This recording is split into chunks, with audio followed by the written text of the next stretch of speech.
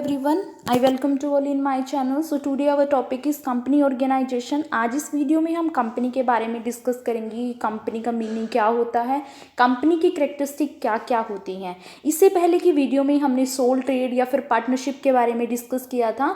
Soul trade क्या होता है, जिसमें सिर्फ वन पर्सन ही किसी कंपनी या फिर किसी बिजनेस को मूव आउट करता है, उसको हम सोल ट्रेड कहते हैं। उसकी कुछ वीकनेसेस थी जिनको रिमूव करने के लिए पार्टनरशिप ऑर्गेनाइजेशन आया। पार्टनरशिप ऑर्गेनाइजेशन वो ऑर्गेनाइजेशन होती है जिसमें दो या दो से ज़्यादा पीपल आपस में मिलके किसी भी बिजनेस को स्टार्ट करते हैं। अब उसकी पार्टनरशिप ऑर्गेनाइजेशन की कुछ वीकनेसेस को रिमूव करने के लिए हमारे पास कंपनी ऑर्गेनाइजेशन आया था। फर्स्टली हम इसके मीनिंग को देखते हैं कि मीनिंग ऑफ कंपनी क्या होता है। कंपनी बिजनेस की वो फॉर्म होती है जिसमें पर्सन अपनी विलिंगनेस से कोई भी बिजनेस को स्टार्ट कर देते हैं मिलके, और यहाँ पर उनका मेन मोटिव प्रॉफिट को अर्न करना होता है। जब कुछ पर्सन मिलके किसी भी कंपनी में कुछ कैपिटल इन्वेस्ट करते हैं उसको हम जॉइंट स्टॉक कंपनी कहते हैं। नेक्स्ट हमारे पास आती है definition of company. Professor LH. हैनी के वर्ड्स में है, company is an artificial person created by law having separate legal entity with a perpetual succession and a common seal. इस डेफिनेशन को आगे हम फर्दर कैरेक्टरिस्टिक के पॉइंट से कवर करेंगे। नेक्स्ट टॉपिक हमारे पास आता है कैरेक्टरिस्टिक ऑफ कंपनी। इसमें फर्स्ट गिवन है incorporated association of person. Company is an incorporated और रजिस्टर्ड एसोसिएशन ऑफ पर्सन। जो कंपनी है वो किससे बनती है, वो पर्सन की एसोसिएशन से ही बनती है। कोई भी सिंगल इंडिविजुअल किसी भी कंपनी को फॉर्म नहीं कर सकता। कंपनी के टू टाइप होते हैं। फर्स्ट हमारे पास आता है पब्लिक कंपनी एंड सेकंड आता है प्राइवेट कंपनी। जो ये कंपनी होती है प्राइवेट एंड पब्लिक कंपनी, इनमें भी हमें कुछ मिनिमम नंबर्स होते हैं जो कि क्या करते हैं, किसी भी कंपनी को मिलकर स्टार्ट करते हैं। अगर हम मिनिमम नंबर ऑफ मेंबर की बात करें, पब्लिक कंपनी के केस में वो 7 होते हैं और प्राइवेट के केस में 2 होते हैं। नेक्स्ट आता है आर्टिफिशियल लीगल पर्सन। कंपनी एक आर्टिफिशियल लीगल पर्सन होती है जो कि लॉ के द्वारा क्रिएट की होती है। हम कंपनी को आर्टिफिशियल लीगल पर्सन क्यों कहते हैं, क्योंकि कंपनी की कोई भी मदर नहीं होती जो कि इसको बर्थ करती है। हम कंपनी को टच नहीं कर सकते, उसे सी नहीं कर सकते, तो हम कह सकते हैं कि कंपनी एक आर्टिफिशियल पर्सन है जो कि लॉ के द्वारा क्रिएट की गई है। नेक्स्ट आता है सेपरेट लीगल एंटिटी। हमारे पास कंपनी होती है और कंपनी के मेंबर्स होते हैं, इनमें दोनों की अलग अलग एंटिटी होती है, दोनों की सेम एंटिटी नहीं होती। नेक्स्ट आता है परपेचुअल सक्सेशन। परपेचुअल सक्सेशन में होता है कि मेंबर में कम मेंबर में go but the company goes on for ever. इसमें कंपनी के ऊपर कोई भी इफेक्ट नहीं पड़ता, चाहे किसी मेंबर का एडमिशन हो रहा है, चाहे किसी मेंबर की डेथ हो रही है, company goes on for ever, company for ever चलती ही रहेगी।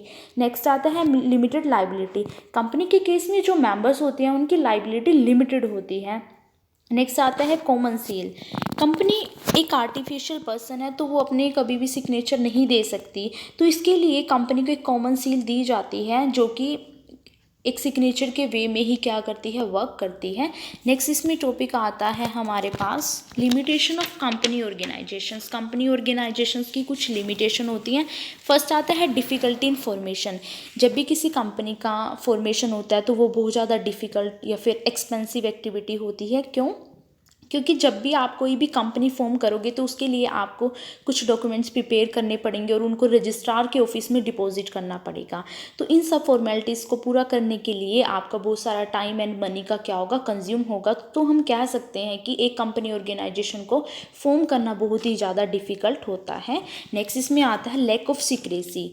जो कंपनी ऑर्गेनाइजेशन में सीक्रेसी में भी क्या होता है, लैक कमी होती है। ऐसा क्यों होता है? अगर हम पब्लिक कंपनी की बात करें तो पब्लिक कंपनी जब पब्लिश होती है तो उसके कुछ अकाउंट्स आपको रजिस्ट्रार के ऑफिस में डिपॉजिट कराने होते हैं। तो रजिस्ट्रार के ऑफिस में वो डिपॉजिट होने के बाद कोई भी पर्सन वहाँ कुछ भी फीस पे करके आपके वो सारे डॉक्यूमेंट्स को देख सकता है, आपके सारे सीक्रेट्स को देख सकता है। तो लैक ऑफ सीक्रेसी होती है।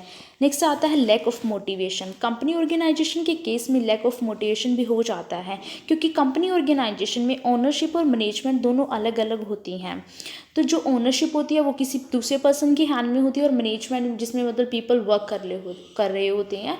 तो इसमें क्या होता है, कई बार जो ओनरशिप होता है कंपनी का वो उन पीपल्स को प्रेफर करता है जिनको वो अच्छी तरीके से जानता है, उनको ज़्यादा सैलरी देता है। तो जो भी अनदर एम्प्लॉयज़ होते हैं वो क्या हो जाते हैं, डिसमोटिवेट हो जाते हैं, क्योंकि चाहे वो काम कितना भी अच्छा कर रहे हो बट रिवॉर्ड तो उसी को मिलना है जिसको कंपनी का ओनर जानता है।